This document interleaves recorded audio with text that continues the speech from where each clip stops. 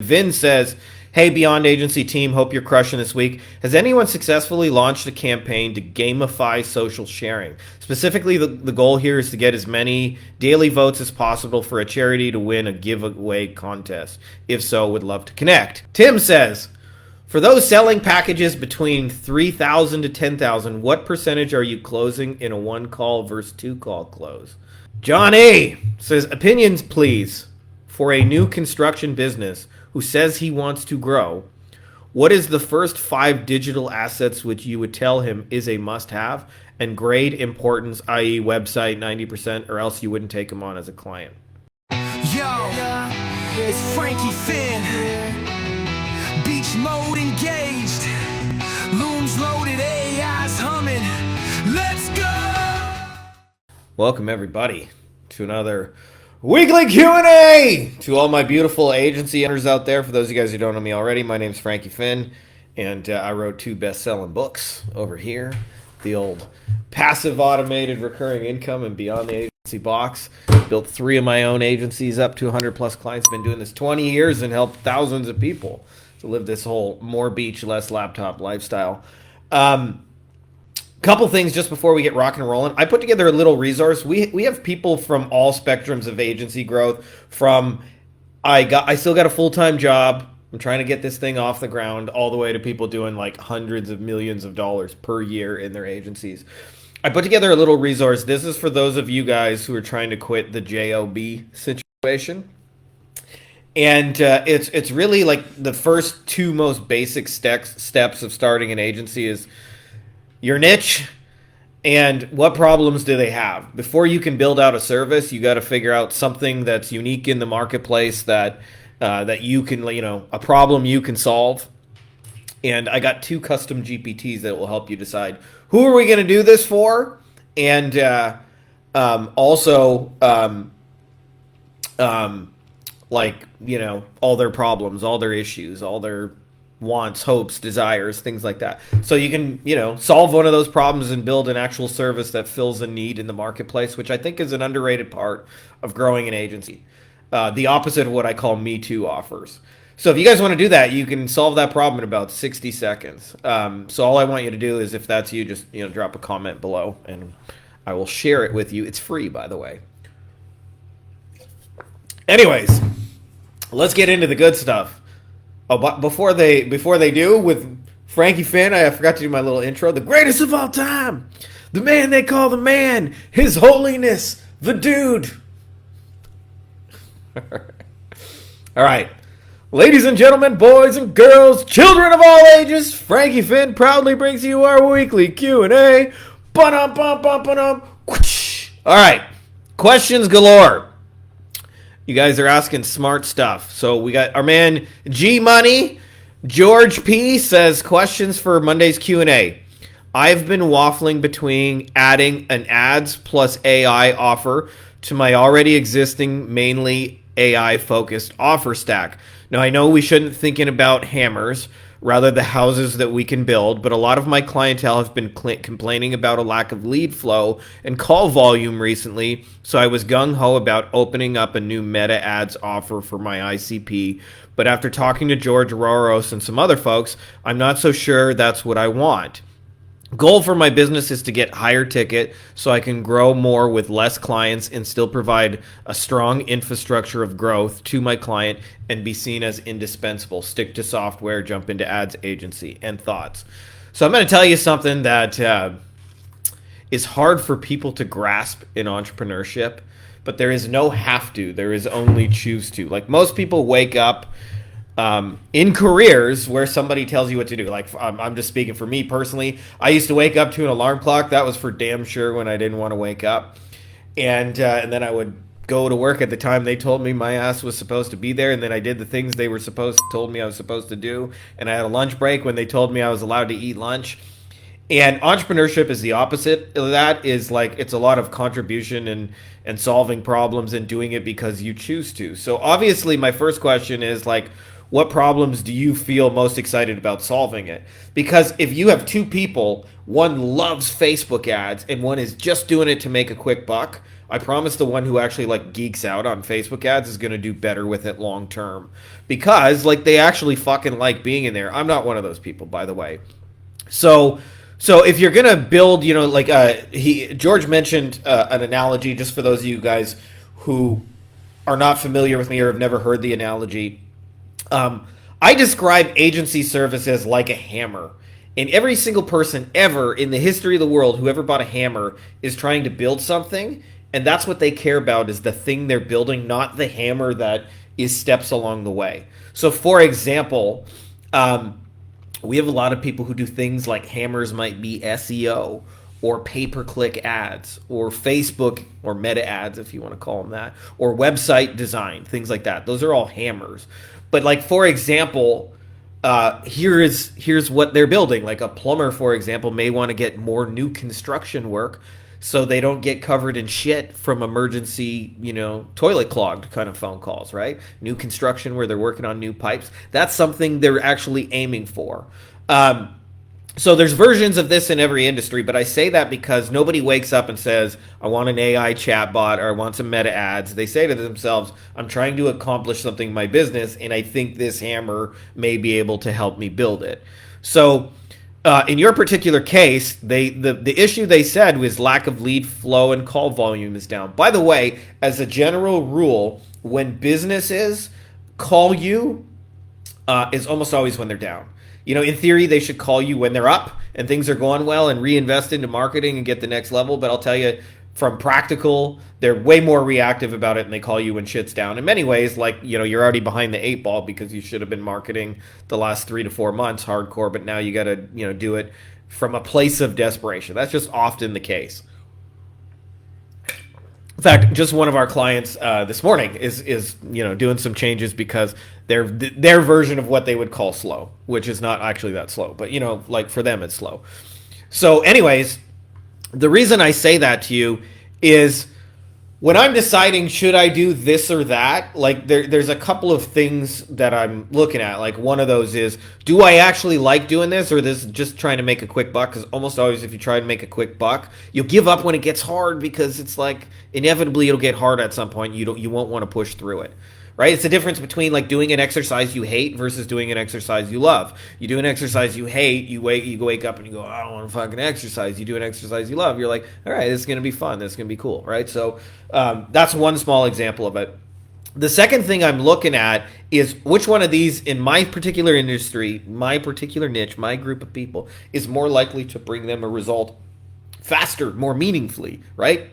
So the tools we used are based on what the client is trying to do. If you go into it, as many agencies do, where you're thinking about how do I go sell a tool, you miss what the client's actually telling you. And in their case, they're probably slow. They probably need to do something quick. And let me see what you were just, you were toying between two things. I'm just going to read it. Opening up a new meta offer for my ads. If you think you have the resources and tools to like bring them people quickly, then I would do it. But I also you don't have to solve every problem in business to be a very successful agency, just so you guys know. And your AI solution, because I know you and I know your solution personally, is really helping them with their bigger issue, which is most people aren't actually that good at converting the leads and opportunities they actually get. So it's up to you. But I'll tell you, for me, the longer I've done this, the more I've chosen to up level, do it for bigger clients, focus more on the conversion piece and less on the I'm going to bring you strangers, because there's just so many people doing that and it's so competitive. And so can you? Yes. Would you? I'd probably say in most cases no, unless you really fucking enjoy doing that and you're willing to go through the ups and downs of it. Like I have some Facebook ads friends that love that shit. Love it.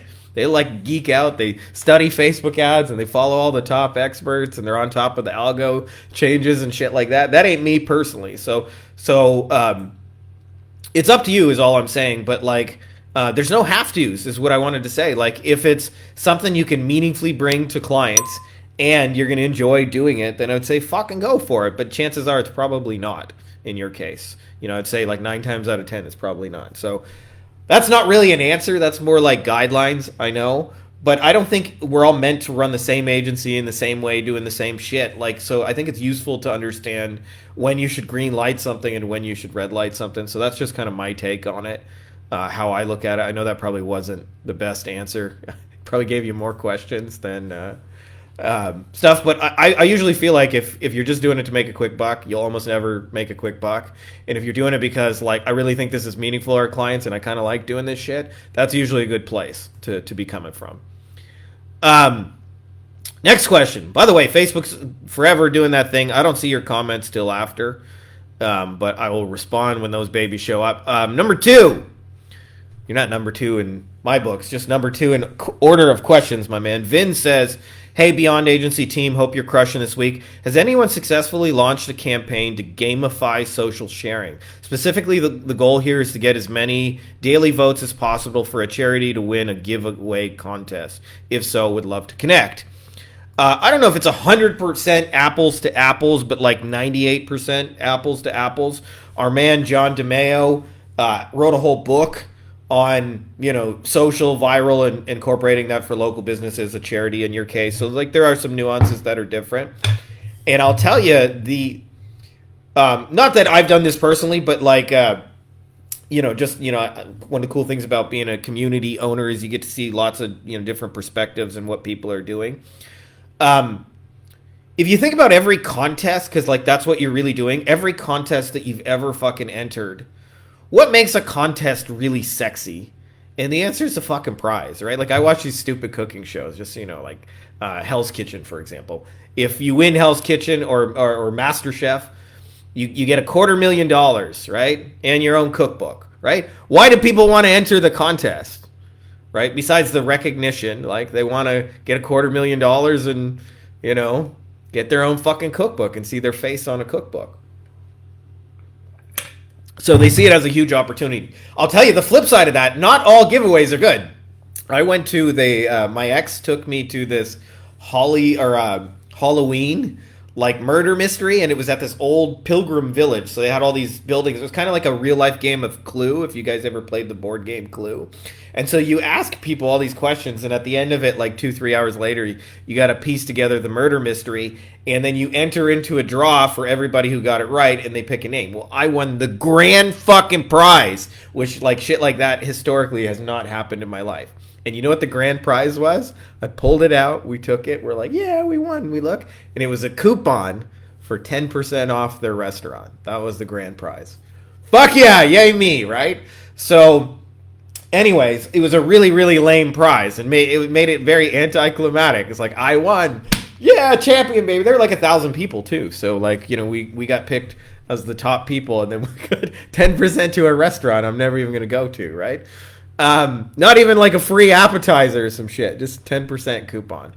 So that's my way of saying if you want to put your contest on steroids, think about what you can give away that is meaningful and exciting. And I suggest to you, this data and information is not secret, because really you could give away anything. It doesn't need to be related to what the charity does. For example, you could give away an iPad, you could give away a phone, you could give away, in Cole's case, a double-ended dildo, whatever, right? Like, there's things you could give away that enhance it. And if you go to this new website called Amazon and you look at like the hottest selling items, chances are those hottest selling items will make for good prize giveaways. Like, you can win the garden hose 9,000. Everybody's going fucking mental about whatever it is, right?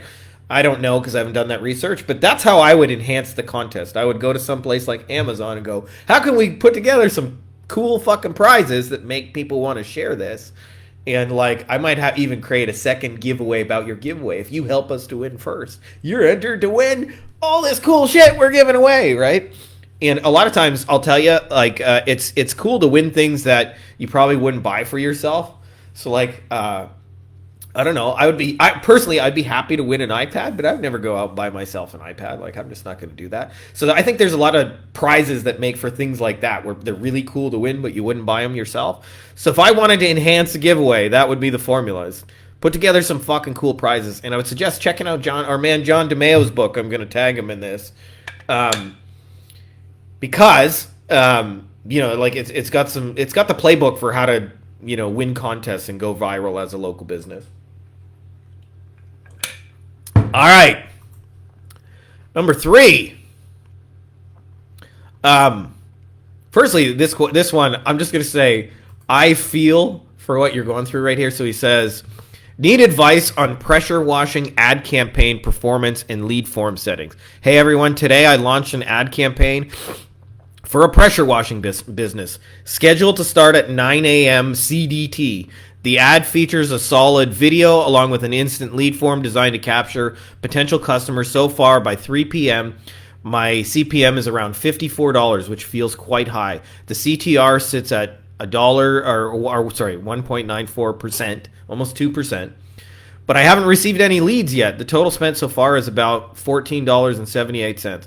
I've set the daily budget to 30 and left the detailed targeting open to let anyone Meta's AI optimize audience selection. Here's where I could use some guidance. Should I pause this ad and create a new one? What changes would you recommend to improve lead capture and reduce costs? Also, do you usually keep the phone number OTP verification enabled on lead forms? Is it worth it? I'd really appreciate your insights, suggestions, or any ideas you could share to help me optimize this campaign. All right. So I'm reading a little bit between the lines, Raul, but it sounds like this is probably the first time you've ever run meta ads for a client. And it's probably a little scary. It's a little nerve-wracking. You probably really, really want it to work right out of the gates. And so you probably are like me, where I used to check the stats and refresh them like 65 fucking times a day. So I'm just saying that's probably a similar scenario to what you're going through. Okay, firstly, I'm going to tell you something just to relax. You haven't spent enough money yet to know anything. So just take a deep breath. Okay, I get why you want to make this work. And chances are, if you're getting your first few clients, probably spending $15 of a client's money feels like a big stretch. I promise you a client's not going to lose sleep because you spent $15 in ad money. So just breathe, right? Second thing is, it's useful to know that Facebook ads, for me, historically, and I think most people I know who run them extensively, they have been anything but linear. Linear being like 2 sales today, 2 sales tomorrow, 2 sales the next day, 2 sales the day after that, and it just keeps going. They're more like 5 leads today, all of a sudden it stops working for 3 days. Oh shit, we got 2 more sales, and it like snakes all over, and eventually when the ads fatigue, they just fall off a cliff. That's Facebook ads in an experience. Okay? So often that means you're going to have days where you get shit and days where it goes good, and it's important to understand that because you can inform clients about the just non-linear nature of Facebook ads, because that's just how it fucking is. Also, for you to be successful with this is not going to be refreshing stats and obsessing about the numbers. Is going to be about control the controllables, right? And we often forget that we get so locked down in the algorithm and the numbers and is it optimizing in my CPN? We forget the simple truth that ads indicate that there is another person on the other side of the news feed. And the better you understand that person, the better you make offers to them, the better you demonstrate your solution, the better. So like for me, I'm not in the pressure watching niche. I think of David Kunstick, who is. But if it was like me, the first ad I would probably test is like a really fucking dirty like driveway or whatever people most typically pay you for. And then an after picture of it, like with a pressure washer showing it all cleaned up and saying, just $79, whatever you charge for it. And, like that would probably be the first variation. So to me, if you're going to control the controllables, make the best possible fucking ad that you can do and go put it out there on behalf of your client. Okay? That's the thing that's most likely to move the needle, not obsessively checking stats. Another thing, Facebook ads is an algorithm, which means it takes a few days to even figure out what you're trying to do. So Jeff Miller has a rule, which I think is a good rule. He says, don't fucking touch your ads for 3 days. Because otherwise you don't give the algorithm a chance to do anything. And I also think we're entering a world, and this is harder for most people to understand, especially people who are new, where ads are becoming more non-linear than they've ever been, and attribution is mostly a myth. So I'll give you an example why I say this, okay? I was talking with Rand Fishkin. For those guys who don't do SEO, Rand Fishkin is, like, in many ways, the godfather of SEO, one of the most well-known people that's ever existed in the SEO industry. And Rand said he was at the grocery store and he Googled what kind of rice should I use to make risotto? And it gave a list of 3 kinds. It said the most popular choice is arborio rice. So he picked the arborio rice off the shelf, went home and bought it. Okay? Now, what's important to understand is he didn't click anything.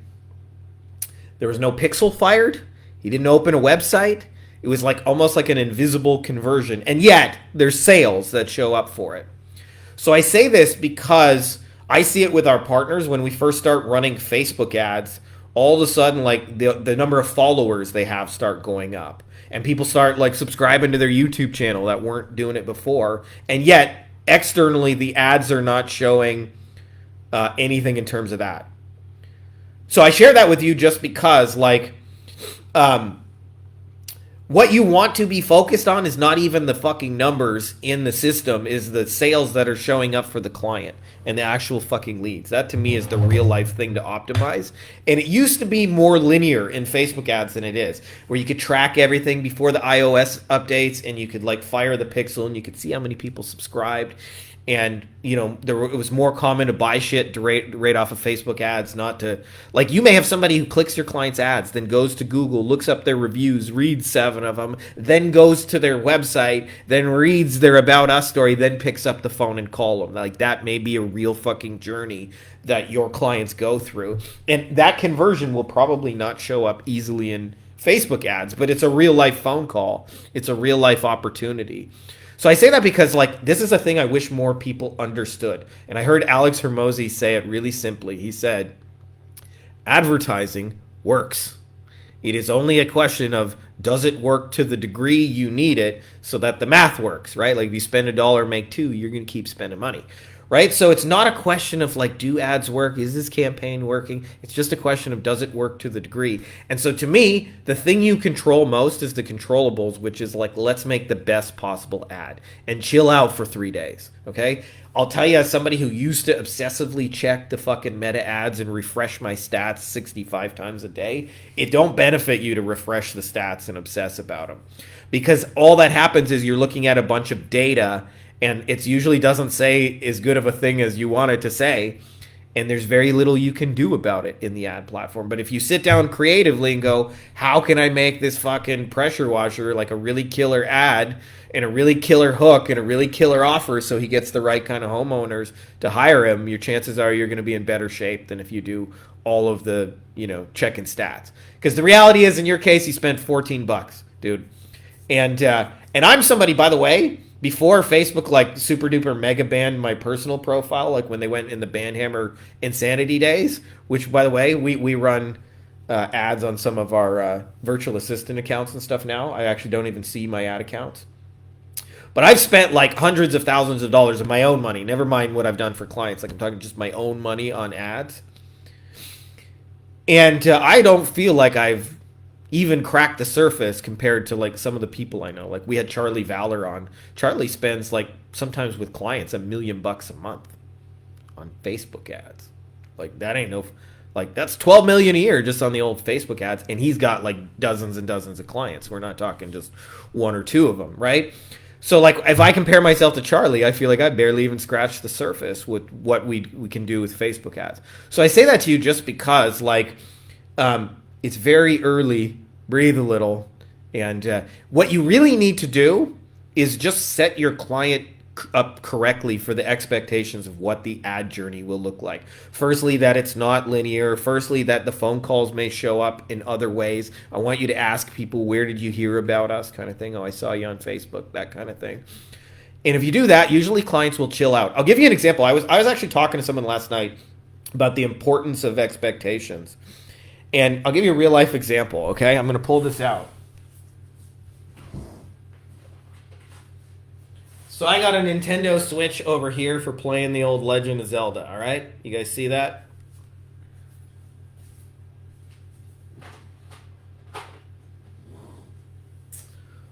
My little boy is exceptionally good at the Legend of Zelda. He's 3 years old. I had to take it away from him for 6 months because he was just getting video game obsessed. And I wanted him to be a little boy. He can worry about those things when he's older. So, in him playing it, and his ferocity and just being a toddler, he broke a button. And in the game of Zelda, it's a really important button. It pulls up all your abilities, and so I couldn't like play my game anymore. So I went to a place to get it fixed, and the guy said it'll be fixed tomorrow. Gave him the thumbs up. Okay. I came in the next day, which required me to load up 3 kids in the car, and I drove there, and I came there, and I said, okay, is it ready? And he said, oh, we're waiting on a part, it'll be Tuesday, which was like, I don't know, like 4 days later or something.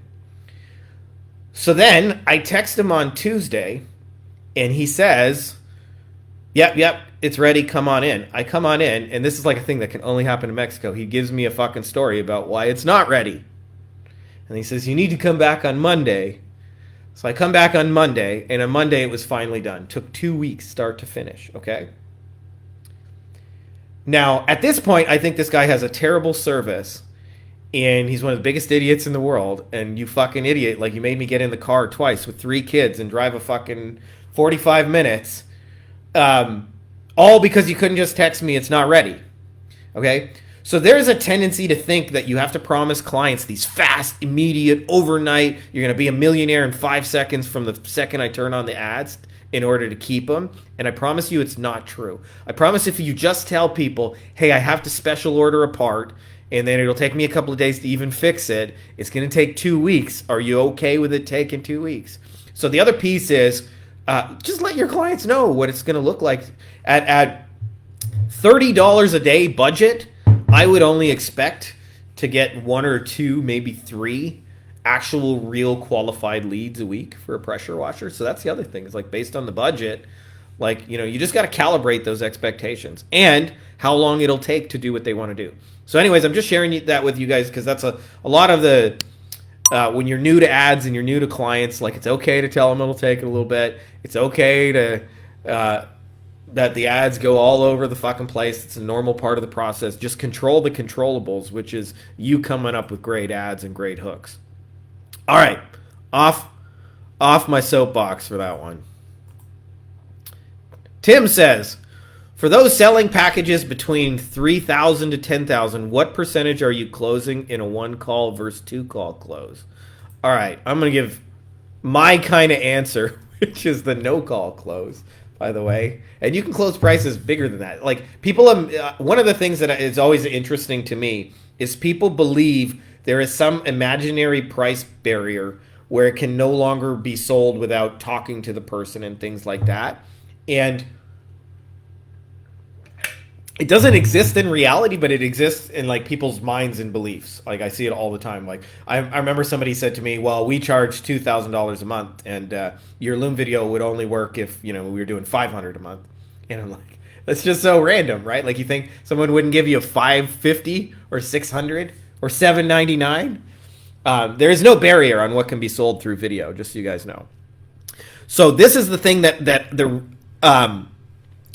I really want to make clear, and I'll save you guys, by the way, if I got a course called the premium pricing, but I'll save you guys hours of going through it to just give you the big idea in it, is when you charge more money for what you do, 9 times out of 10, what shifts is who you are doing it for. In other words, like a bigger client, and not necessarily what you're actually doing. Okay? Give you a for example, okay? So we just had Raul. He's a beginner. He's doing Facebook ads. I would be surprised if he's charging more than $1,000 per month, if he's even getting that for a pressure washer to run some ads for a first time. And it sounds like it's probably a small individual pressure washer, okay? So I mentioned a minute ago, Charlie Valor is running accounts where they're spending $1 million a month. You think for $1 million a month, you get $500 per month services, right? So both of those guys are running Facebook ads, but Charlie's doing it for buffaloes and Raul's doing it for little minnows, right? So as you typically go up the price tiers, it's not like your percentages or what you're doing on a call changes. What you're doing is you're just like literally doing it for bigger people. And there's a tendency to think, because like smaller and mid-tier clients, there is like a price barrier where like it becomes too much. And it usually is around where now it starts making sense for me to just hire somebody. Like if you're going to be $175,000 a year, I'll just hire somebody in-house and do it all ourselves, right? Well, At bigger companies, this is not true. And I'll give you just a little bit of background about my experience. I got invited to one of the top lawyer masterminds, and then this eventually led me into being a bunch of them. And the owner, who's a friend and mentor, his name's Ken, he invited me in. He said, "You sold SEO for like 10 years and you know all this stuff." I said, "Yeah, very well."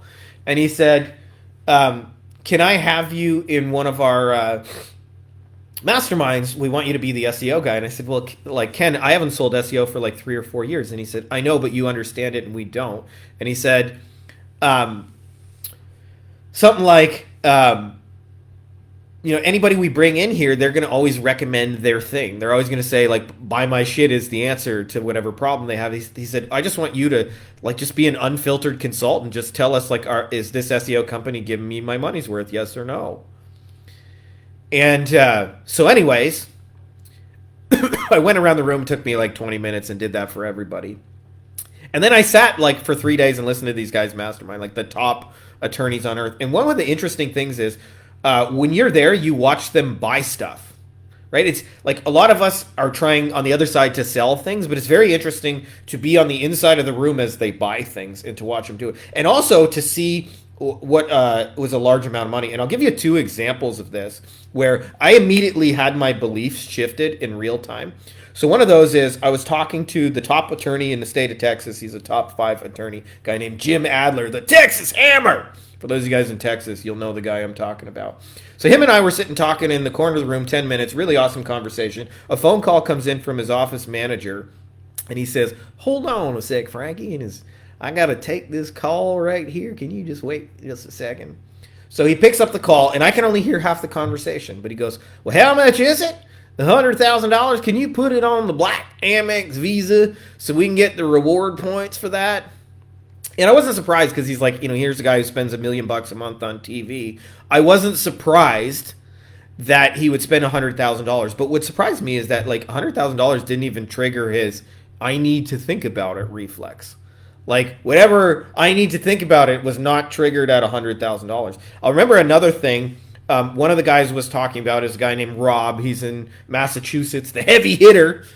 And he was running a PR campaign for, Get Home Safe. So they had sponsored all the taxis in the city on New Year's Eve. So that if anybody wanted to ride home, they could get it for free and his firm would pay for it. And they were all over the media, and they got free publicity and stuff from it. And one of the guys said, "How much did it cost you to do that?" And he said, "I don't know, like 15, 20 grand." But he's like, "What the fuck is 15 grand? And I'll tell you, for me, I was actually on the other side of that. So at that point in time in my life, our service was $2,000 per month for Facebook ads. And I was thinking, is $2,500 too much? Will I start getting pushback? Well, I'll tell you, when I heard the other side, I was like, 2,500, I didn't even bat an eye.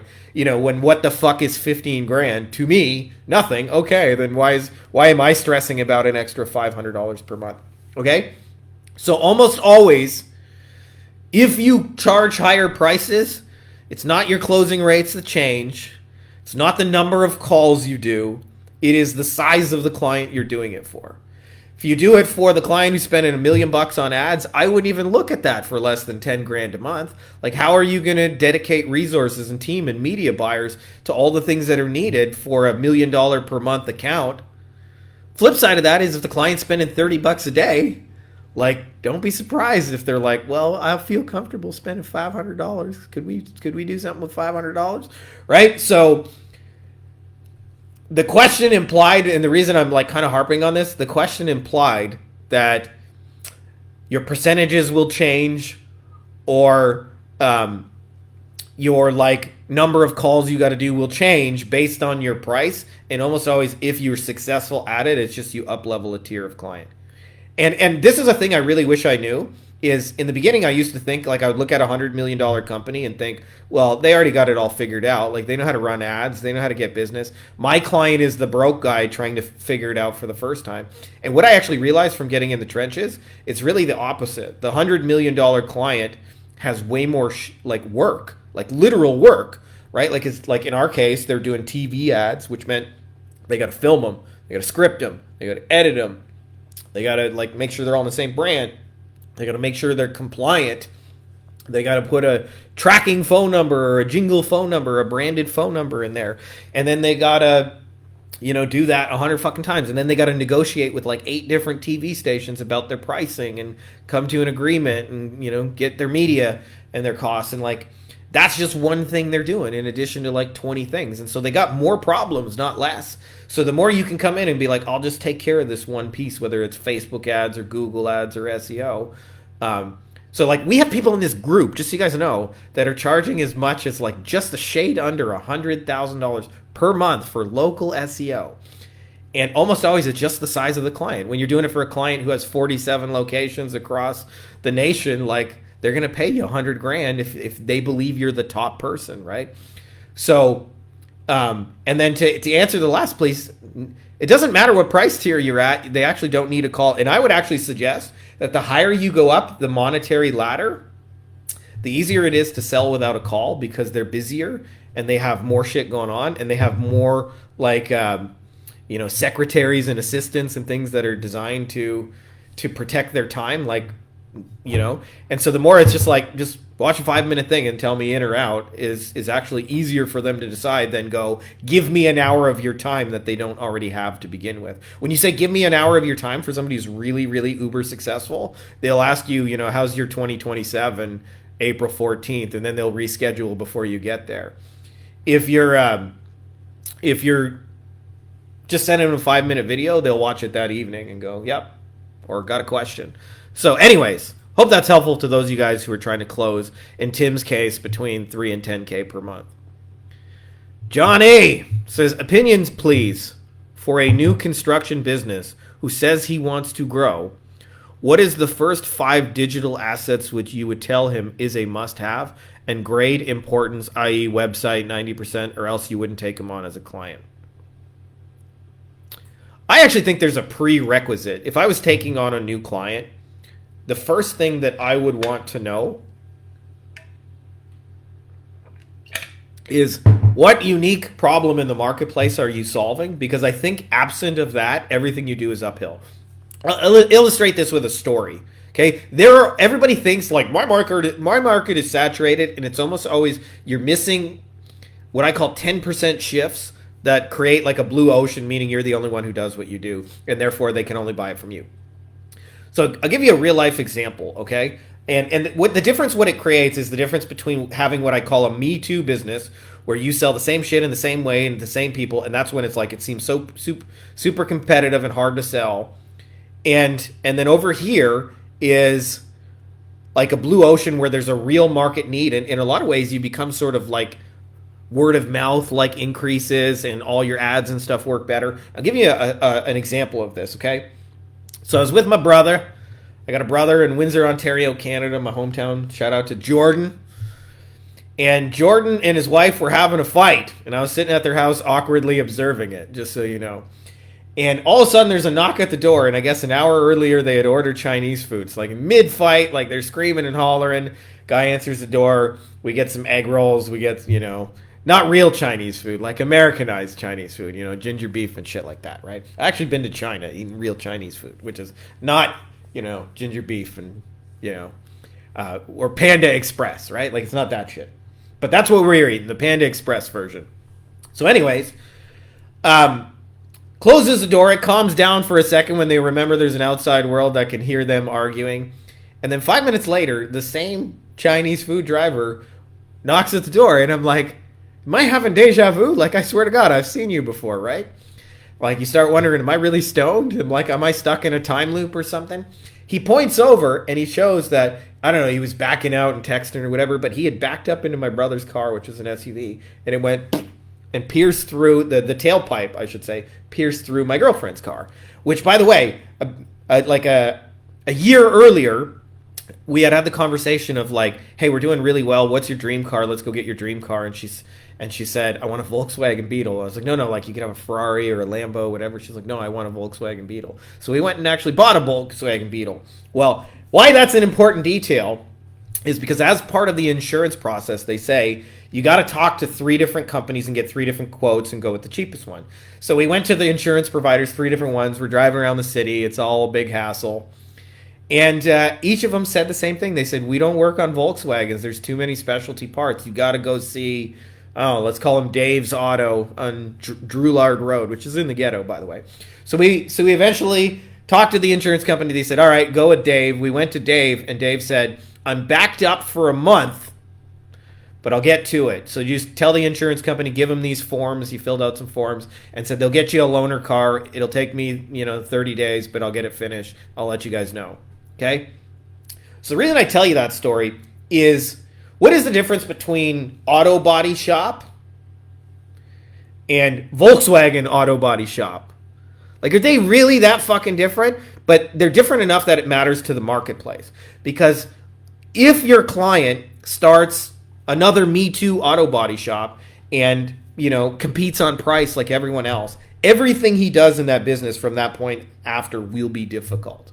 Everything. Selling will be difficult. Referrals will be difficult. Other contractors will undercut them. Things like that. Okay? So, you have to identify a need in the marketplace. Before you build any assets, which is kind of the point of this rant, before you build a website, do all those things, like, what unique thing are you going to do that the market actually needs? Because if you're a Me Too fucking auto body shop, like, every day you wonder where the lead's going to come from. Man, this is hard. People are just only want the cheapest. If you actually solve a market need called not enough people work on Volkswagens, an underserved pocket within the market, you have a lineup of 30 days and you get to pick and choose your clients, customers, in this case, jobs, whatever you want to call them. So to me, that's where I would start. Before assets, before building a website, before doing all those things, because how are you gonna sell something that's the same as everyone else in the same way? Like, and nobody thinks about this. When you're second in something, Pepsi has a way harder job than Coke. Like, if Coke says, hey, we want to supply your stadium with Coca-Cola, and then the stadium says, yeah, all right, let's fucking do it. And then Pepsi says, well, our flavor is better. They have to convince you to cancel your contract with Coke before you can work with them.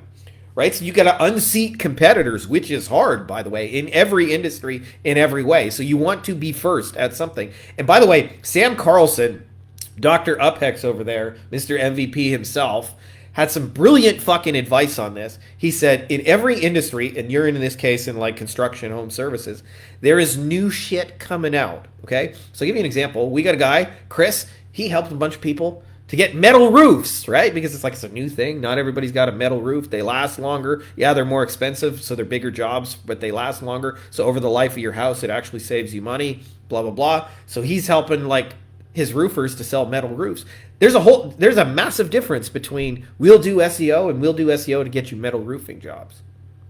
They sound very similar on the surface, but they are not, because one is much more meaningful to the market. So that's my way of saying step one is, like, research your market and find out what underserved problems that they're dealing with and what issues they're dealing with. And a lot of times it's the small shit, not the big shit.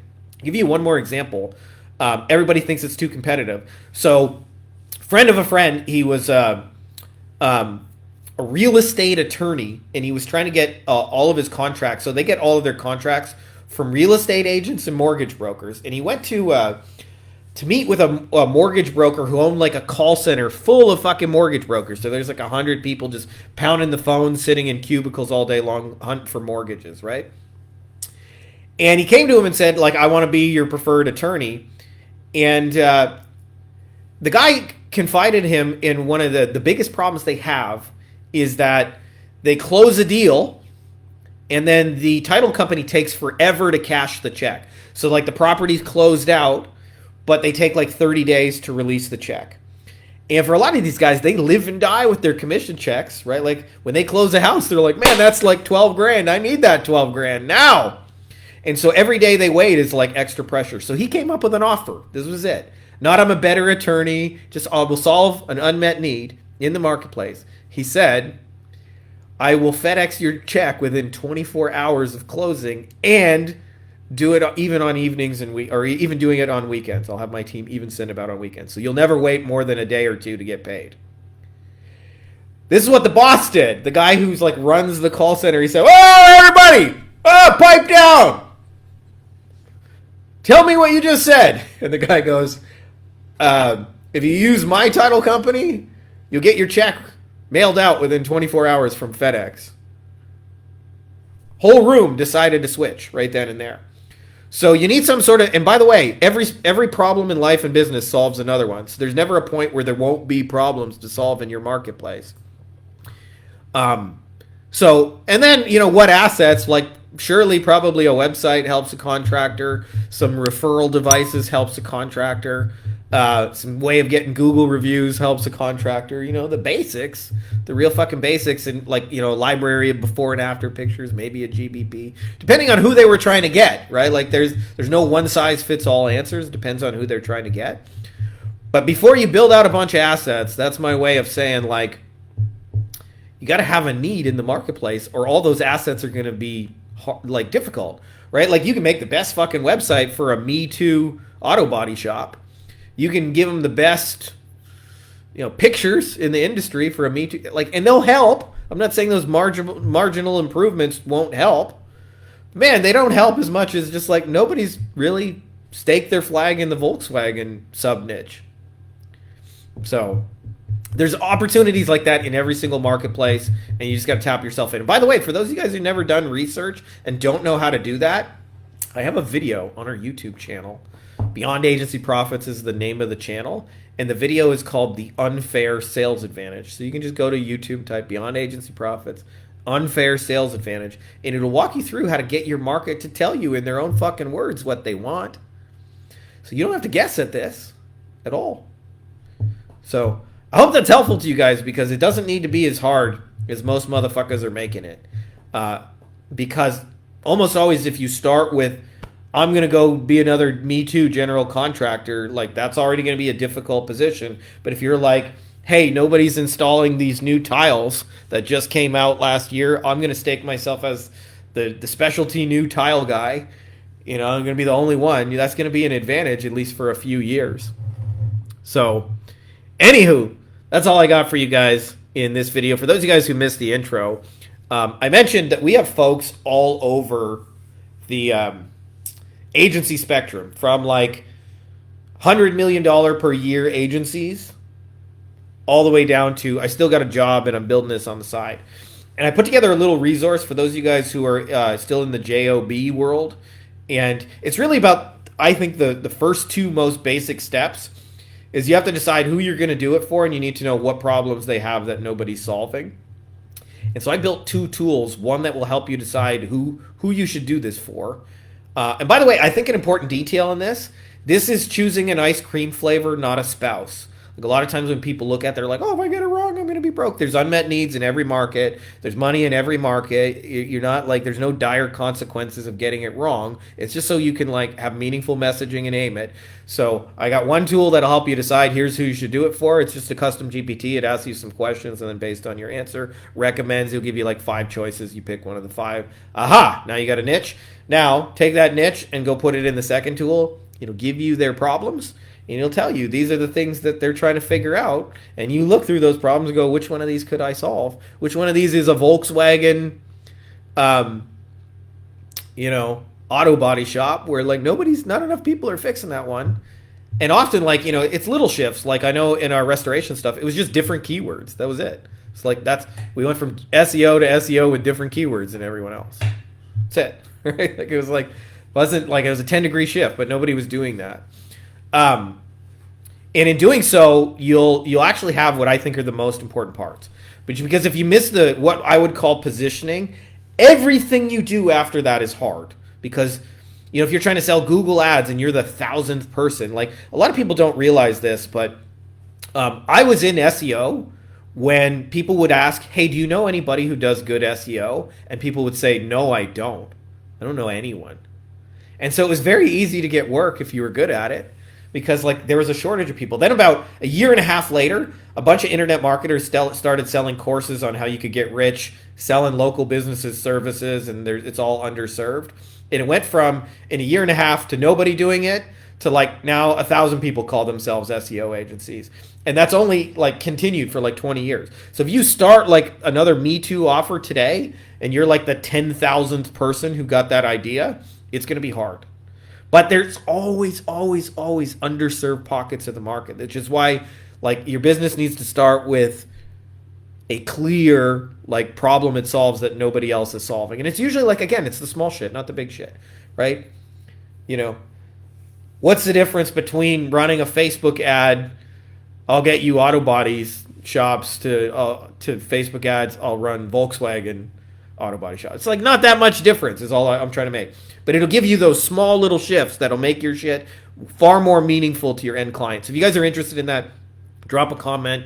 I will share the link with you. It takes only about 5 minutes to do, just so you know. But most people never get that level of massive clarity, and I realize it's missing from like 19 out of every 20 agencies. Even the ones who are making money, often they don't know what problem they're solving for clients, so their sales are hard, you know, and their offer is just missing the mark just slightly, and things like that. And when you fix it, it's like all of a sudden, you know, you got a lineup 30 days long going, can we give you our car? And you go, no, but you can in 30 days. I'll take you on. So that's all I got for you guys in this one.